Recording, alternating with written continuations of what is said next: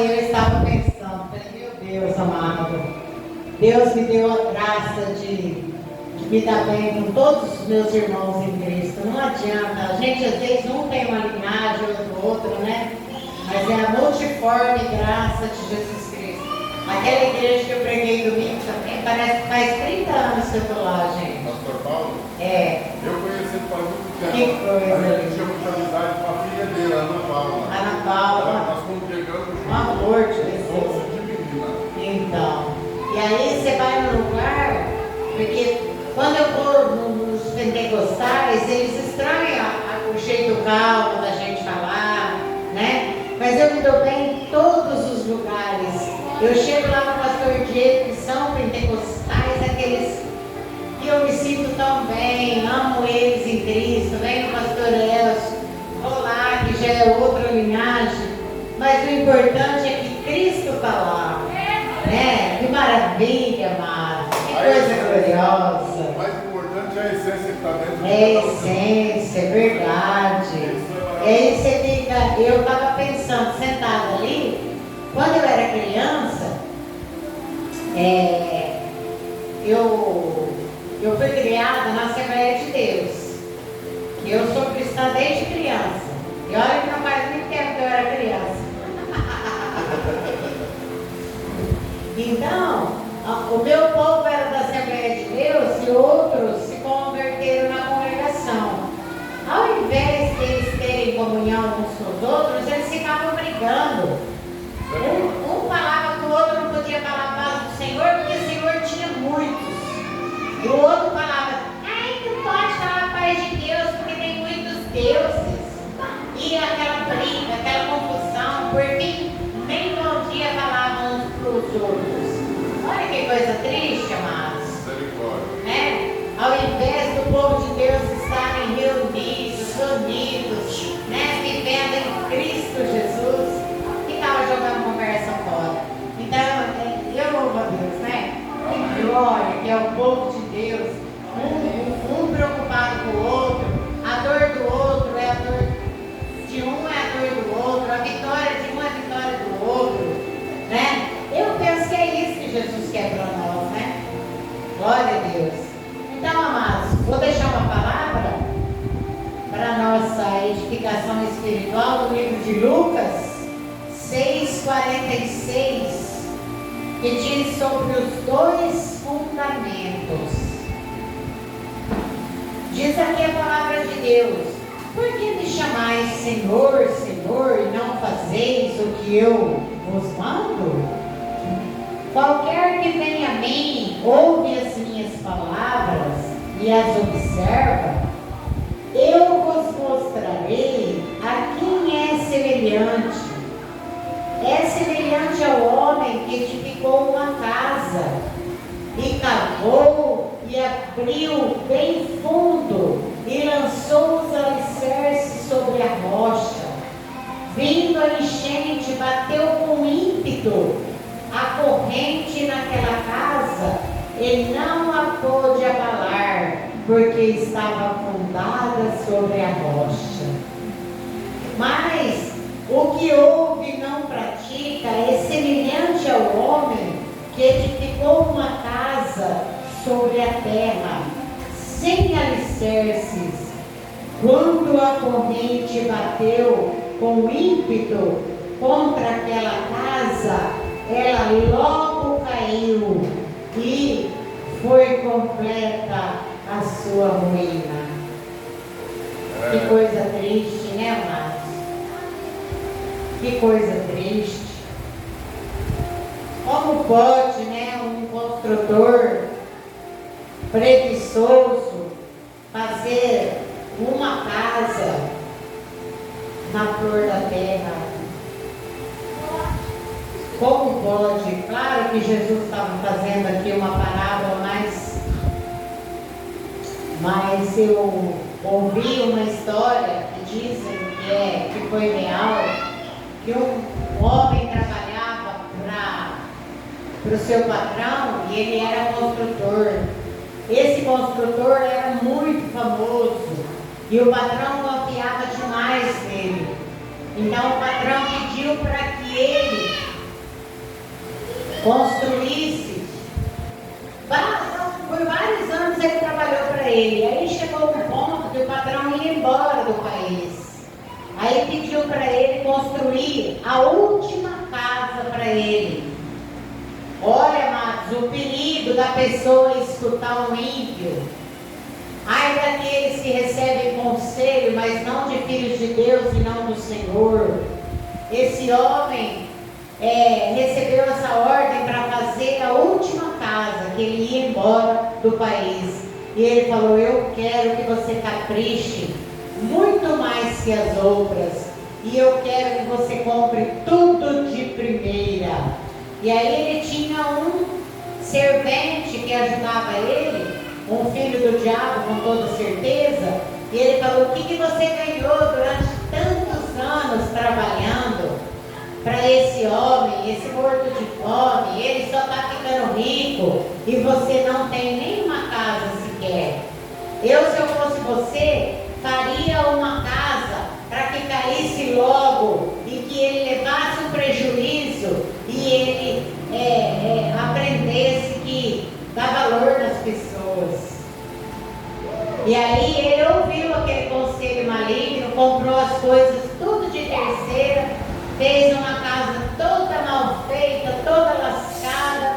E aí o patrão vem com aquela alegria, aquele coração limpo, jubiloso, e chama eles, pega a chave daquela casa e fala: estou te presenteando, meu querido.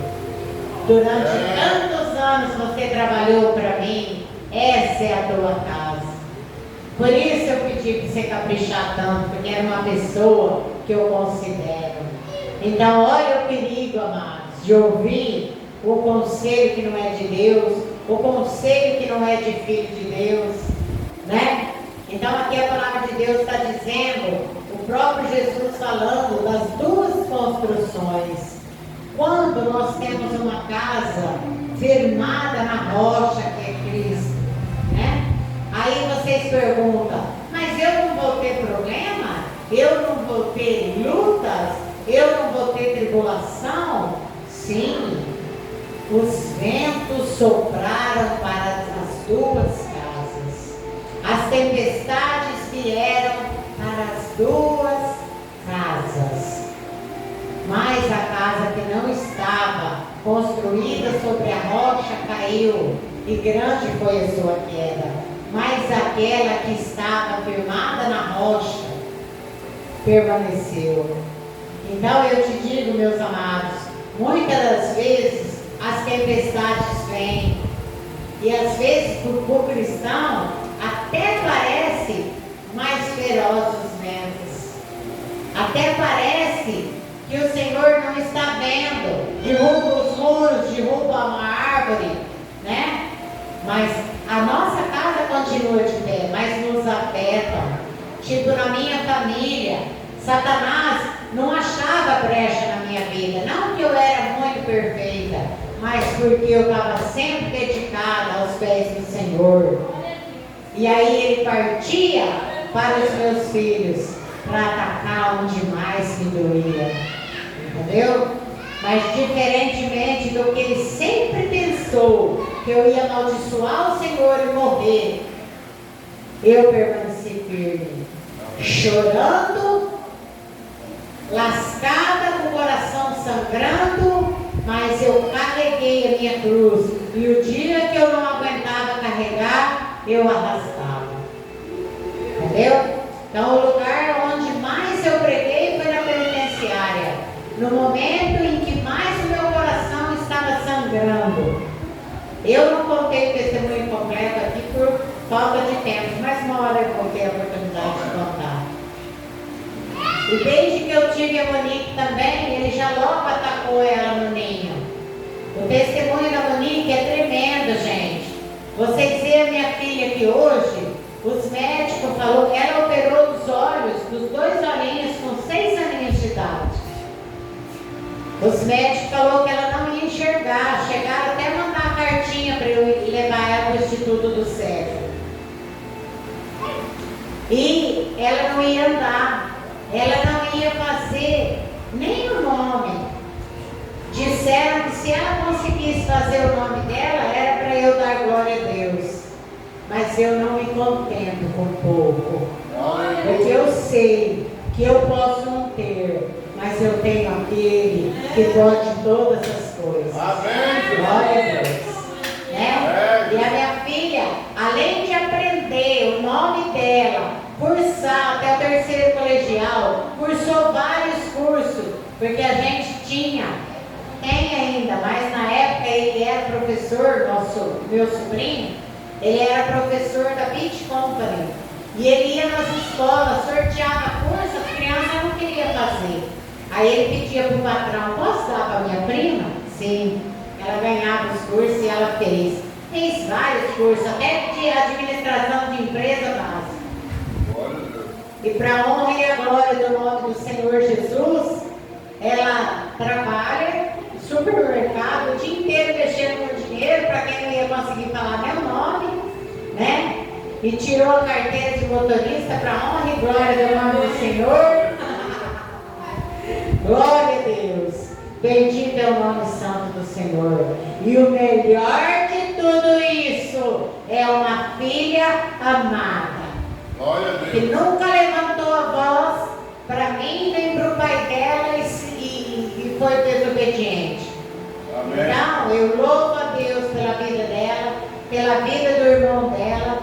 Tudo que Satanás tentou atingir, conseguiu. Me fez chorar, atacou a minha saúde, me fez sofrer, me fez eu passar muita luta, me fez as pessoas desacreditarem do meu ministério, entendeu? Achando que Deus não era comigo. Mas tudo que ele tentou fazer só me fortaleceu. Amém, Jesus. Me deu uma gasolina azul para subir e ficar no lugar mais alto, nos pés do Senhor Jesus. Amém. Porque cristão não cresce para ficar soberbo, cristão cresce para baixo, tipo rabo de cavalo e raiz de bambuzal. Ele cresce para baixo, e aí ele atinge o lençol freático, e aí pronto, aí ele estabiliza. A tempestade vem, chacoalha para lá e para cá, mas não derruba. Glória a Deus. Né? Então a nossa casa tem que ser firmada na rocha que é Jesus Cristo. Nós não precisamos ter máscara, brincar de ser outra pessoa. Nós só precisamos ficar aos pés de Cristo, porque Ele indo à nossa frente, à nossa retaguarda, à nossa direita e à nossa esquerda, nós estamos seguros. Para a honra e a glória do nome do Senhor Jesus, né? E a palavra de Deus nos fortalece a cada dia. Eu gosto muito de uma palavra que está escrita no Salmo 119, verso 116. Eu sempre digo muito essa palavra: sustenta-me conforme a tua palavra para que viva, e não me deixa envergonhada da minha esperança. Glória a Deus. Ah, que coisa gloriosa, né, amados? Que coisa gloriosa, né? Tem hora que eu penso assim: coitado de Satanás, né? Coitado, né? Ele pensa que ele, atacando os filhos de Deus, ele vai conseguir derrotar. Igual ele pensou lá na glória, né? Ai, como eu sou bonitão, eu sou o mais lindo, eu vou fazer um trono mais alto do que o de Deus e vou tomar o dele. Ah, que palhaço, né? Uma vez eu estava no culto e o pastor estava pregando. Eu não sei por que o pastor estava enaltecendo tão Satanás, e eu não era assim muito experiente como cristão. E ele falou: olha, o diabo é poderoso. Você está pensando que ele é qualquer um? Ele te lasca, ele te isso, ele te aquilo. E eu costumo muito orar dirigindo, porque dirigir é uma coisa que eu gosto demais. Eu fui instrutora de autoescola, eu me sinto muito à vontade no volante. E eu gosto de orar quando eu estou sozinha dirigindo. No outro dia eu estava dirigindo e orando. Aí eu lembrei daquilo que ele falou e eu fiquei meio cabreira. Falei: rapaz, então o diabo está com essa bolota toda, então? Rapaz, mas o que é isso, Senhor? Meu Deus amado, me dê inteligência, me dê a tua graça. Eu sempre brinco que eu sou meia burrinha. Eu falo assim que o Senhor, quando fala comigo, ele precisa desenhar, que às vezes eu não entendo. Aí eu falei assim pro Senhor, Senhor, mostra pra mim, papai. Meu Deus, como vencer esse cara então? Se ele é tão poderoso desse jeito, eu achava que ele não tinha esse poderzão todo sobre nós, de nos rachar, de nos pedir, E aí eu parei um pouco, fiquei em comunhão e tal, parei no sinal vermelho, mas me deu uma crise de riso, a hora que eu escutei isso, mas me deu uma crise de riso, e eu com vergonha, eu não conseguia parar de rir, entendeu?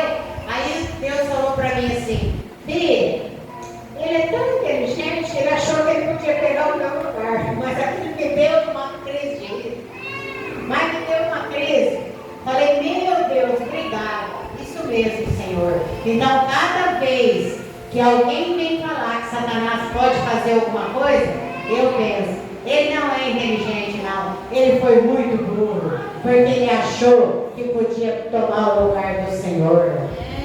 O Senhor deu um lugar tão maravilhoso para ele, e ele, por soberba, por inveja, né?